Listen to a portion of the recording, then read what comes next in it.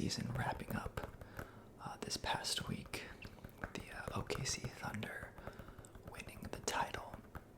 We can just go through, do a nice little recap of everything. Of course, we got our little basketball with us today, so we'll be doing some tapping, as well as some whispering. We got our little Mentos gum that I'll be chewing on throughout the video. But yeah,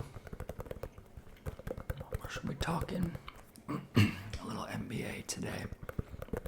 So sit back, relax, put in some headphones, some earbuds, whatever you want to do. So I thought we would start by going over some of the bigger trades that happened during this season. So I'm only going to include some of the top players. I don't think we're going to have enough time to cover every single detail of everything that happened this year. So if you guys think I missed something important, go ahead and let me know in the comments. But like I said, hopefully I'll cover most of the big topics from this season. So like I said, we are going to start with the trades that happened either before the season or during the season. So one of the first trades we had was Brandon Ingram going from the Pelicans to the Raptors this year. And I think he might have been injured. I feel like I remember this trade happening, but I feel like I never saw Brandon Ingram play in a Raptors uniform, but maybe I just missed it. I don't know, but I think he might have been injured. In that trade, they also had Bruce Brown, of course, was pivotal on the Nuggets championship team a few years ago. So we had Bruce Brown as well as Kelly Olynyk getting traded to the Pelicans in that deal. So some other big trades, of course, we had Jimmy Butler. This was one of the top trades of the season. Of course, we had Jimmy kind of, I don't know, making a fuss, if you want to call it. And you guys can have your own opinions on that. I know a kind of a gray area between, like, players have a right to play for whatever team they choose. But I don't know, when it seems like a player kind of throws like a little tantrum, or kind of like pouts, like, I'm not going to play for you, so you need to trade me. If a player does that like multiple times, I'm like, okay, maybe you're the problem. And it's not just a talent thing, obviously. Jimmy's a great player, especially in the playoffs, but I don't know, personally, like, I wouldn't want that kind of drama on my team, but yeah, anyways, of course, we got Jimmy and Steph teaming up together for the Warriors this year. I think both of them ended up getting injured in the playoffs. I remember Jimmy taking a hard fall, and I think he was out a couple games. I do believe he was able to come back and play, but of course, eventually the Warriors were eliminated in the playoffs. Let's see what else we had. The whole Lakers and Mark Williams Dalton Connect little debacle, where the trade happened and Mark Williams failed the physical, so the trade was rescinded, so it was basically canceled. So the players stayed on the teams they were already on, but I thought that was crazy. You don't really see that happen too often, where a trade gets canceled like that because a player fails a physical. It also sucked for the players knowing that, your team just tried to trade you, but you're stuck with them anyways. I feel like that would be a little awkward for that player in the front office, but I don't know, maybe they're happy and they got to stay. What else? We also had DeAndre Hunter going from the Atlanta Hawks to the Cleveland Cavaliers. Of course, the Cavs were pretty dominant this year during the regular season, so I would say that trade kind of worked out in their favor. Let's see what else we got. Of course, we had Kyle Kuzma going from Washington to Milwaukee to team up with Giannis. I've talked about this in another video, but man, poor Giannis. The guy just wants some help, and he gets Kyle Kuzma and trades Chris Middleton. I thought that trade was crazy. I would have been so mad if I was Giannis. And yeah, I know for a while there it seemed like Giannis was gonna get traded, but I think that's kind of died down. So looks like he'll be staying in Milwaukee for the time being, at least. We'll have to see. What else we had? Yusuf Nurkic go to the Hornets. We had James Wiseman traded to the Raptors. Wiseman isn't really a big name right now. He was like a handful of years ago. He was a big prospect when he was drafted, but so far has not really panned out. So we will have to see what the future holds for Mr. Wiseman. We had Jonas Valanciunas getting traded to the Kings. Caleb Martin traded to the Mavericks. We had some other big name trades. Of course, De'Aaron Fox getting traded to San Antonio, teaming up with Victor Wembanyama, as well as another guard, Chris Paul, who's kind of nearing the end of his career. So nice little two-man game there with Fox and Wemby. Let's see what else we had. Zach Levine trade. This one was also a little bit of a mess. We had Levine wanting to be traded for a while, it seemed like. And then finally a deal was made to send Levine to the Kings. The Kings. What else we had? Zach Collins, Kevin Huerter, Trey Jones, all going to the Bulls in that trade, replacing Levine. I forgot to put DeMar DeRozan on my list, but he was traded as well. Okay, what else we had? Nick Richards being traded to the Suns with KD, Booker, and Beal. Of course, KD is no longer on the Suns, getting traded very recently to the Houston Rockets. So kind of the end of that like big three, if you will, end of that era in Phoenix. So have to see what happens there, how that team pans out now that they have Jalen Green. We also had D'Angelo Russell, D'Lo, getting traded to the Nets. I feel like he's a player that's just gets traded like every other year. I feel like he's been on a lot of different teams.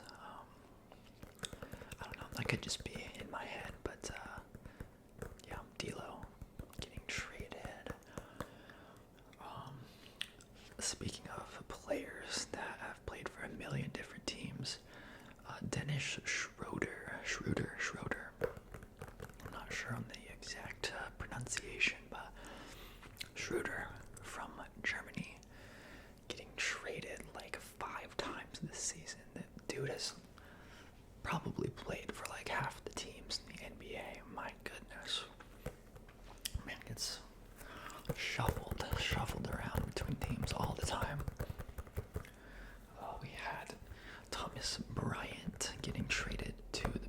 Lakers. Had a couple good games in the playoffs for Indiana. And then, of course, the biggest trade that happened this season was Luka Doncic going to the LA Lakers for Anthony Davis. This one was by far the biggest trade of the season. Kind of rocked the NBA world. It's been, I don't even know how long, a month or two at least, since this trade has happened, but I'm still just trying to wrap my head around it. Why you would trade a franchise player, like a generational talent like Luka, for an aging, injury-prone Anthony Davis. Of course, there's all the conspiracies now of the Mavs trading Luka to the Lakers for TV ratings. In exchange, the NBA awarded the Mavs the first overall pick in the draft, getting them Cooper Flag, locking that pick in. So I still don't know if I believe in that, but that is probably the top conspiracy theory that has come out of this 2024-25 season. So there you go. Those were the big trades of the season. Next, we are going to get into some of the injuries that happened this year. It's a very unfortunate part of the game. Seems like we had a lot of big name injuries this year, which really sucks. Even if they're players on a team you don't like you hate to see someone getting injured. You always want to have play teams at full strength if possible, to really see if your favorite team can handle the best players and the best teams. Yeah, tough topic, but let's get into it. This is not in any particular order, and again, I'm just focusing on some of the bigger names here. I'm not going to list every single injury that happened this year, because that would just take way too long. So, we just talked about the Mavericks and Luka, Cooper Flag. Of course, this past season we had Kyrie Irving, star point guard for the Mavericks, tearing his ACL, out for the season. So we'll have to see if he's able to return next year. I think he'll be able to at some point return next season to team up with young Cooper Flag, see how they work together. So yeah, unfortunate. It was just an unfortunate season for the Mavericks all around, but at least they have some hope now with the first overall pick. So let's see what else we had. De'Aaron Fox, we talked about him earlier, getting traded to the Spurs. He had to miss some time with a finger injury. I believe he had to get surgery on his finger as well. So hopefully he'll be back. Spurs are a very interesting team. Of course, had the two Rookie of the Years back-to-back in Wemby and Stephon Castle. So great young core. Of course, De'Aaron Fox. And they just had the second overall pick in the draft, I believe. Gosh, I can't remember. Dylan Harper, I believe it was. They got Dylan Harper from Rutgers. A nice young offensive player. So Spurs are definitely a team to watch. Up next we have Paul George, who missed a good chunk of time with an adductor injury. I think it was in his shoulder. I don't know.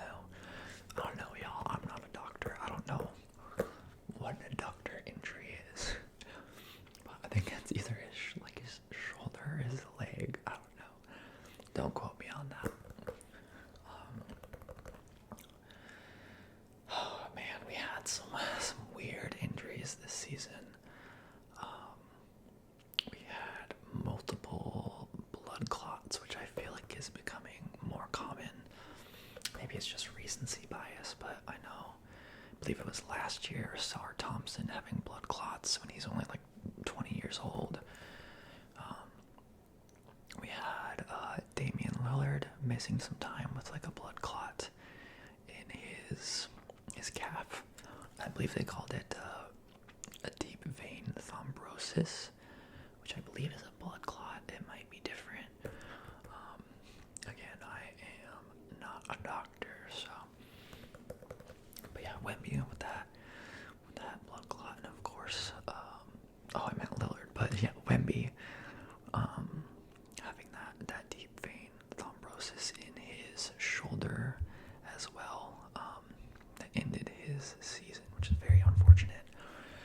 Very unfortunate to see. I really hope that Wemby can stay healthy during his career. I would just love to see him reach his full potential. I don't know if you guys saw this offseason. He went to go, I don't know, like study or just hang out with some monks, but he like shaved his head, like meditating and doing all that. So I am all aboard on the Wemby train. I really like him. And again, yeah, hope he can just stay healthy. Let's see, what else? We had like a handful of torn Achilles this year. Some very, very recent, very prominent ones happened in the playoffs, unfortunately.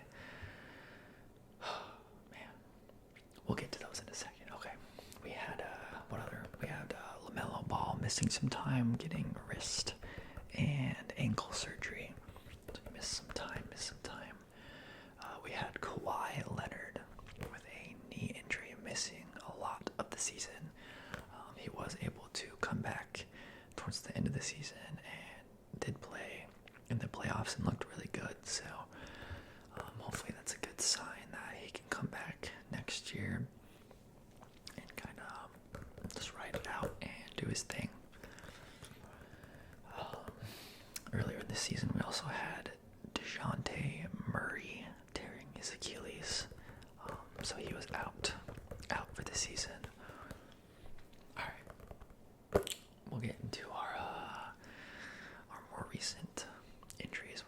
We had Damian Lillard coming back from his blood clot just to tear his Achilles. Very tough for the Bucks. Hard to see that.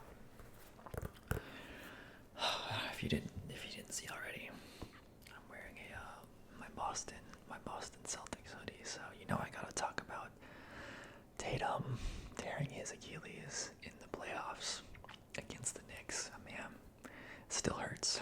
Still hurts to talk about it. It's already having big implications for the Celtics. Trading Drew Holiday as well as Kristaps Porzingis, which to me was expected. Just with obviously a team I follow very closely, and I knew we would probably have to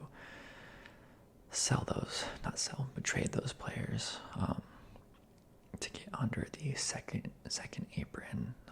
Basically, the Celtics were just too expensive, so yeah, getting rid of Porzingis makes sense. I love Porzingis and Drew, like two great guys. I wish they could stay. Seem like great teammates, just good people in general. But KB, pretty injury prone, and had a really weird illness this year that kept him out for a while. And then Drew Holiday is still a great player. Any team would be lucky to have him, but is getting a little older now, and again, just a little too expensive. So I understand why they had to go. But anyways, and then the most recent big name injury we had, of course, was Tyrese Halliburton. And man, I really feel bad for the Pacers fans.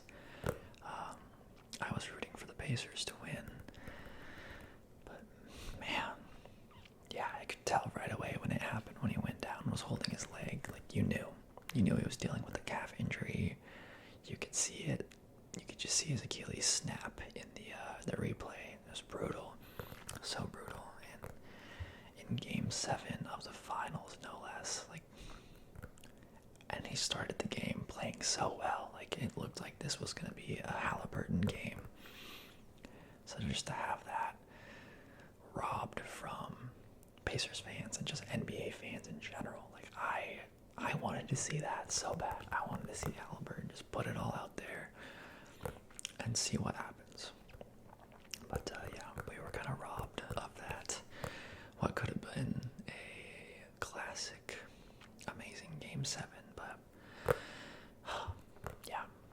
Sorry, Pacers fans, I really feel for you, but hopefully he can come back and be better than ever in the future. So there we go. Those were our trades and our injuries. So next we are gonna get into the All-Stars for this year. Oh, first I'm gonna give an honorable mention to the Milwaukee Bucks for winning this year's NBA Cup, beating OKC in the NBA Cup, the mid-season tournament, whatever you want to call it. I know a lot of people don't really care about it, and yeah, honestly, you probably don't care about it unless your team is like in the finals of the NBA Cup there. But you know, just had to give them their flowers for that, I guess. All right, let's get into our All-Stars for this year.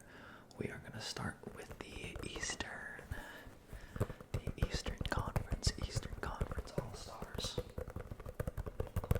All right, we'll start with the starters for each conference. So the starters in the East, we had Jalen Brunson on the New York Knicks, making his second appearance in the All-Star game.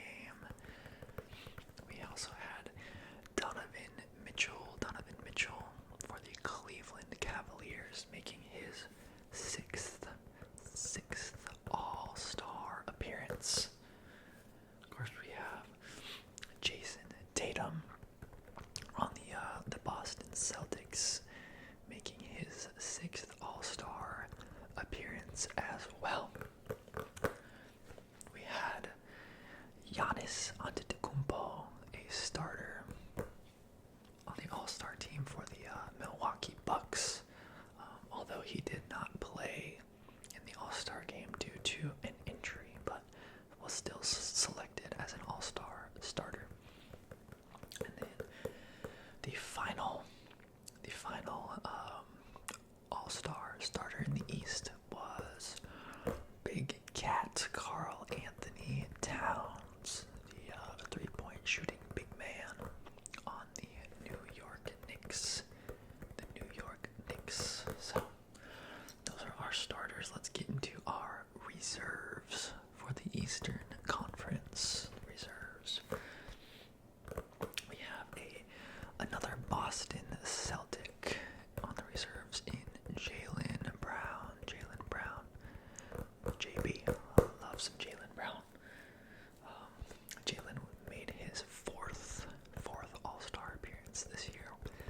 Next we have Cade Cunningham, Motorcade, making his first All-Star appearance for the Detroit Pistons.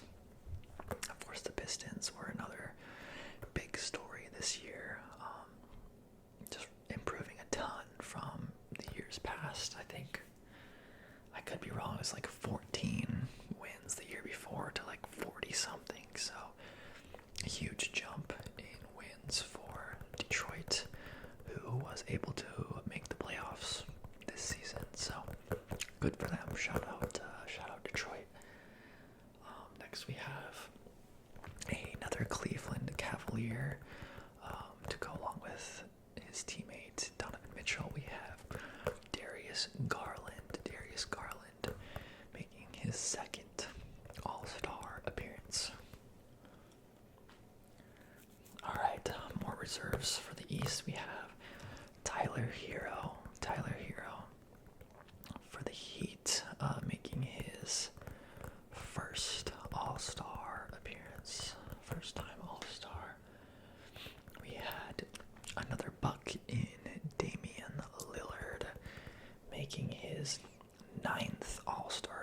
appearances. Wow, that's a lot. I think that's the most of anyone else on the East this year. Yeah, 9 All-Stars for Dame Time, Dame Dalla. And then we have Evan Mobley for the Cavs, another Cavalier, making his first All-Star appearance this year. Mr. Mobley. And then I guess not our last, but second to last, we have Pascal Siakam. Pascal making his third All-Star appearance. So, there we go. And then our last one, who was a replacement pick for Giannis, since Giannis was injured. We have Trae Young from Atlanta, making his fourth All-Star appearance. So there you go. That was the Eastern Conference. Eastern Conference All-Stars. Alright, let's look at the Western Conference. The Western Conference. Of course, we're going to start with the starters. And one of the big names this year is SGA, Shai Gilgeous-Alexander. Shai Gilgeous-Alexander making his third NBA All-Star appearance. Of course, everyone knows this next one. Steph Curry making his 11th All-Star game. That's crazy. 11 All-Stars from Steph from Golden State. Next, this player has the most All-Star appearances out of anyone from this year. Can you guess who it is? Can you guess? Western Conference. He has made 21 All-Star appearances. 21. Of course it is LeBron James. LeBron making his 21st All-Star selection. That is wild. Next up, we have Kevin Durant on the Phoenix Suns, making his 15th All-Star appearance. So we got a lot of vets in here in the West that have been around for a while. Next up, our last starter for the Western Conference, we have multiple-time MVP in Nikola Jokic for the Denver Nuggets. So there we go. And Jokic, this was his 7th All-Star selection. 7th All-Star. So that was our starters in the West. Let's take a look at the reserves for the Western Conference. First up, we have Anthony Edwards, Ant-Man, on the Minnesota Timberwolves, making his 3rd All-Star appearance. Unfortunately, he was not able to play. Or was he? I don't know. It says he was sidelined with an injury, so I'm not too sure, but I don't think there was a replacement for him. So, I don't know. Can't remember, to be honest. But, so yeah, Ant-Man. And then next up, we have James Harden for the LA Clippers, making his 11th All-Star appearance. Yeah, lots of vets in the West, man.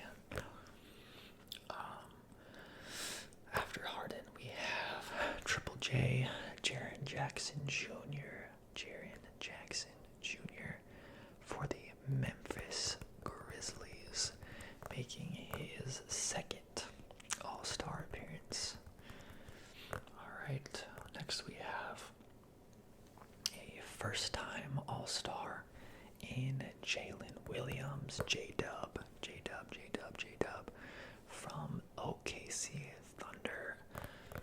Again, first ever NBA All-Star team with his teammate SGA, so pretty cool for him. Next up, we talked about him earlier, we have Anthony Davis. Anthony Davis on the Mavericks, making his 10th All-Star appearance. AD was unfortunately injured, so was not able to play in the All-Star game. Did you guys watch the All-Star game? I don't think I watched it this year. But next up we have another first-time selection for the All-Star team in Alperen Şengün. Şengün for the Houston Rockets, making his first appearance in the All-Star game. And then, of course, we have another first-time appearance in Victor Wembanyama. Wemby. His first appearance of what I assume will be many All-Stars if he can stay healthy. So it was cool to see him make an All-Star team in just his second year in the league. So, and then as I mentioned, AD was injured, so replacing AD in the West was his teammate Kyrie Irving, guard on the Mavericks, making his ninth All-Star appearance. So there you have it. That was just a little rundown of the trades, the big injuries, the All-Stars, things like that from this season. Yeah, that was a little overview. Next I think I'm going to break out the iPad. We're going to look at the final standings of this season, and as well as the season awards like MVP, Coach of the Year, that kind of stuff. So I will see you guys in just a second. All right. Welcome back. We got our little iPad out. We're going to be looking at some of the 24-25 NBA awards up here. Let's see. Yeah, we're just going to scroll down. We got some of our, you can see here, all NBA teams. Of course, we got to talk about this year's MVP in SGA, Shai Gilgeous-Alexander, winning his very first MVP award. It was between him and Jokic, and SGA came out on top this year. Probably had a lot to do with how Jokic's team and SGA's team were doing. Of course, SGA and Oklahoma City were just on fire this year.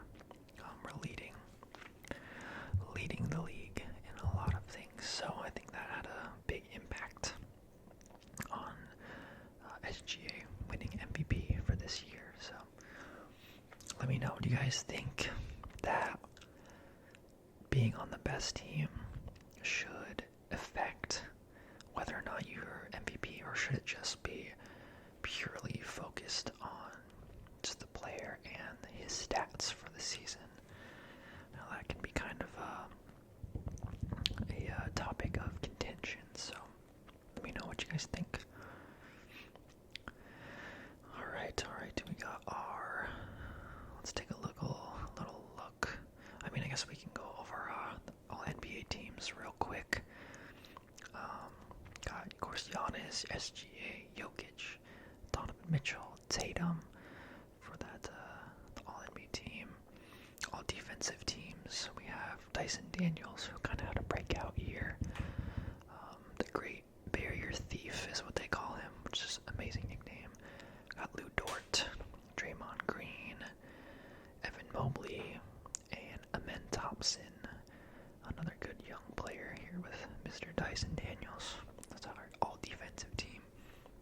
And then we have our all-rookie list. We got Stephon Castle, Zach Edey. Did you guys hear about Zach Edey? I think he was going like over 100 miles per hour recently. It was like busted, stopped by some cops. But yeah, he was going like over 100 miles per hour in like a Kia Sorento, I think it was. So, I mean, man's just having fun. But first of all, how does he even fit in like a Kia? How do you fit in there? This man's like 7 foot, right? And also, you're in the NBA. Like, you can't get a nicer car for yourself, or something at least a little bigger, man. But anyways, we got Zachary Risache here, Alex Sarr, and Jalen Wells to round out our all-rookie list for this year. Alright, let's take a look at our little winners list here. We're just gonna probably not spend too much time on these, but of course MVP, already talked about Shai Gilgeous-Alexander winning MVP for this year. Our rookie of the year is Stephon Castle for the Spurs. Like I said earlier, got Castle and Wemby for the Spurs back-to-back rookie of the years. So pretty great picks by the Spurs. Over here we have Evan Mobley winning his first defensive player of the year. Of course, he's the big shot blocking rim protector for the Cavs. We got Dyson Daniels winning most improved player. Like I said earlier, he had a breakout season. Great defender. Gets lots of steals. So Dyson Daniels. We got PP over here. Fast PP. Peyton Pritchard. Winning the 6th man of the year for the Boston Celtics. Pritchard is most likely going to have a bigger role this year with Thru Holiday down here getting traded. Although they did, Celtics did trade for Anthony Simons. I don't know if they'll end up keeping him or if they're going to use him as trade value. So over here we have our clutch player of the year in Jalen Brunson, who was very clutch. Unfortunately, I gotta witness that firsthand, him against my Celtics. But yeah, pretty clutch all year. Usually pretty clutch in the playoffs too. I remember seeing him airball a couple big time shots, but overall pretty clutch, pretty solid player. We got Thru, NBA social justice champion. So I'm just doing like work outside, trying to better community, stuff like that. We got the Cavs head coach Kenny Atkinson winning coach of the year. Again, the Cavs had a pretty dominant regular season. We got OKC Sam Presti executive of the year. Very fitting for him, seeing as how he put together that championship team with pretty much all players that he drafted. So we got Thru Holiday winning another award for sportsmanship award. I mean, really, Thru just seems like a great guy. We got Draymond Green winning the Hustle Award. Honestly, did not know that was an award, but I mean, good for you, Draymond. Good for you. And then Steph Curry winning Teammate of the Year award. So there you go. There's our awards for this season. Let's see. here. Let's take a look at the final standings here. We'll go by conference. So we have Eastern Conference up first. Like I said before, Cleveland just had a dominant year this year. They led the East for, I think, like the entire season. So, and then Celtics right behind them, 3 games back. And then it's a pretty big gap from there. It goes from 3 games back to 13, with the New York Knicks being in 3rd place in the East. After the Knicks, we have Indy, who of course had an all-time great playoff run. We have Milwaukee, had some injuries with Giannis and of course Damian Lillard, winning just below 50 games for the year. In 6th in the East, we have the Detroit Pistons, Detroit, led by Cade Cunningham. Next up, we have the Orlando Magic. Their logo looks different here. That's interesting. I don't know, maybe I'm tripping. But yeah, the little play-in bracket here. And Orlando with 41 and 41, so exactly 500 on the year. We have Atlanta, who seems to always be like right at a 500 every year. Chicago, kind of in that same place. They're just stuck in this little purgatory of being mediocre every year. We have the Heat, who had definitely an off year, not the greatest showing from them. And then the last 5 teams here that didn't make the playoffs or the play-in. We have Toronto, Brooklyn, Phoenix, Charlotte, and Washington. Charlotte and Washington battling it out for the worst team down here, with neither of them reaching 20 wins. So, pretty crazy. Alright, let's get into the West. Of course, we have our top team of the year, OKC, winning almost 70 games. Very impressive. 68 and 14 was their final record for the regular season. Kind of a surprise to a lot of people. And the number 2 seed in Houston Rockets. But man, look how close the West is. Like, these top 8 teams are all within like 2 games of each other. I mean, besides OKC, but from Houston to Memphis, that's crazy how close they are. We got 3 teams right here, each with 50 wins. We got the Lakers, we got Denver, the Clippers, Minnesota, and then in the play-in tournament here, we had Golden State, Memphis, Sacramento, Dallas, Phoenix. Oh, Phoenix. Okay, well, that was the play-in.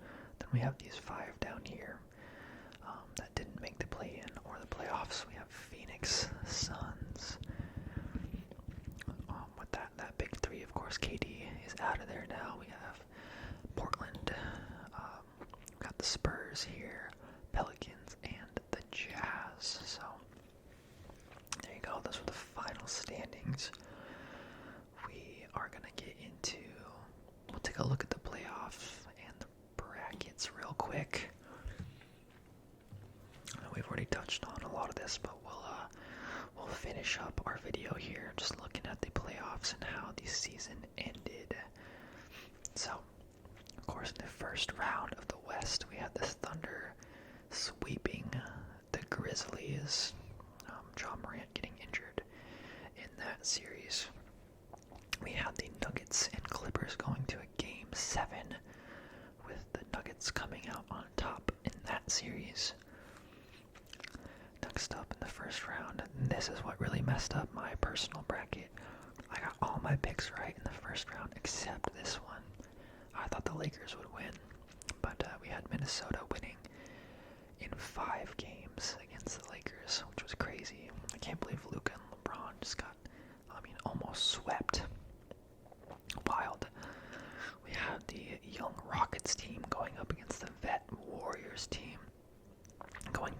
games with the Warriors and their championship experience coming out on top of the young Rockets team. In the conference semifinals in the West, we had the Thunder and the Nuggets. Again, Nuggets going to 7 games, but Thunder coming out on top, victorious. We have Minnesota beating the Warriors in 5. And then the Western Conference Finals, we had the Thunder beating the Timberwolves in 5 games. Let's go take a look over here at the East. In the first round, we had the Cleveland Cavaliers sweeping the Miami Heat. We had the Pacers beating the number 5 seeded Bucks in 5 games. I was really rooting for the Pistons in this one, but we had the Knicks beating the Pistons in 6 games. And of course, we had the Celtics beating the Magic in 5. A very physical series. In the Eastern Conference semifinals, we had the Pacers beating the Cavs in 5, which I don't think a lot of people saw. That was a big surprise to a lot of people, including me. In the Eastern Conference semifinals, we had again the Knicks in 6. The Knicks winning, beating the Boston Celtics in the semifinals. And then moving on to the conference finals in the East, we have the Pacers and the Knicks, with Indiana winning in 6. And then, of course, we have our finals, which we were blessed to get a 7-game series, which hasn't happened in a little while. So, always fun to get a long, competitive finals series. Even though I know a lot of people were saying, like, oh, no one's going to watch these finals. Like, they're small market teams. Nobody cares. You know, that's probably true. I don't think the ratings were great for this finals, but at least, you know, we are starting to see some of those small market teams get a chance to play for a championship. And again, it was very competitive. This was a fun finals to watch if you're a fan. So yeah, just a heartbreaking ending for the Pacers, and having Halliburton get injured like that. Really wish we could have seen him healthy and seen how that game would have gone if everyone was healthy. But yeah, unfortunately, we won't get that. So we have the OKC Thunder winning it all in this year's finals, with SGA getting to finals MVP. So there you have it, guys. That was our little recap of the 2024-25 NBA season. Let me know what you guys think. Did I miss anything significant? Again, I was only trying to cover kind of the main stuff. Definitely left out some little details. Hopefully I didn't miss anything too crazy, but again, drop it in the comments if I missed something crazy. But hope you guys enjoyed this video. Leave a like if you did enjoy it. Subscribe for some more NBA content, as well as some gaming stuff and other random stuff, whatever I feel like doing. But yeah, again, thank you so much for watching. Hope you guys have a great day, great night, whatever time it is. And I will see you all next time.